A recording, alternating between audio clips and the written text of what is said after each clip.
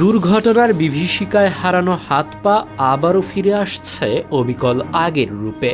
নিখুঁত চামড়ার ভাঁজ, আসল দেখতে নখ, বসানো লোম, এমনকি ত্বকের নিচে দৃশ্যমান সূক্ষ্ম নীলচে রগ।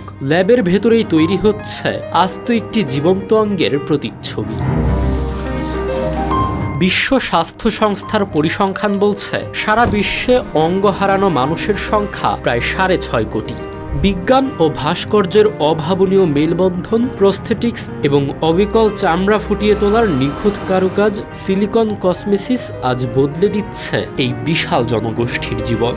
জার্মানি বা দক্ষিণ কোরিয়ার মতো দেশগুলো এতে যুক্ত করেছে কৃত্রিম বুদ্ধিমত্তা। মস্তিষ্কের নির্দেশে কাটা পড়া অংশের অবশিষ্ট পেশিতে তৈরি হওয়া সূক্ষ্ম বৈদ্যুতিক সংকেত পড়েই মুহূর্তের মধ্যে কাজ করতে সক্ষম এসব বায়োনিক হাত, যেখানে থাকছে 14 থেকে 36টি পর্যন্ত ভিন্ন ভিন্ন গ্রিপিং বা ধরার প্যাটার্ন। আমাদের ভিডিওগুলো নড়াইল থেকে দেখছেন রবিউল শেখ, মুন্সিগঞ্জ থেকে দেখছেন প্রদীপ দাস, সজীব দেখছেন সৌদি থেকে, মোহাম্মদ সোহাগ আহমেদ দেখছেন হবিগঞ্জ থেকে এবং বরিশাল থেকে দেখছেন তোহান জোবায়েত। আপনি কোথা থেকে দেখছেন তা জানিয়ে দিন কমেন্ট বক্সে।